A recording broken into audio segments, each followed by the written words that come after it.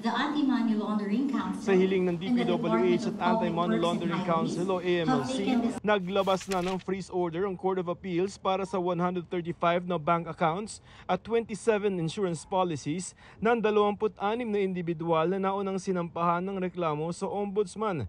Dahil sa regulasyon ng AMLC, hindi nito kinilala kung kani-kanino ang bank accounts na ito.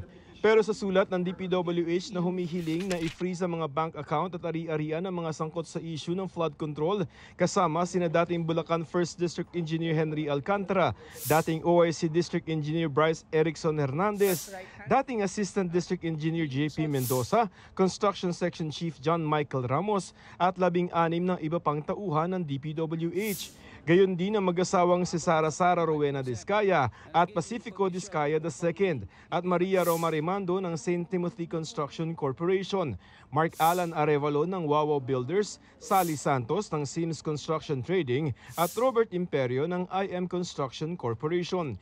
Sa ilalim ng freeze order din, kailangang i-report ng mga bangko ang laman ng mga bank account. Ang magagawa po natin dyan, we can still look into those bank accounts where funds are withdrawn, and the banks will have to file an STR, Suspicious Transaction Reports, to the AMLC. Napakalaking step po ito.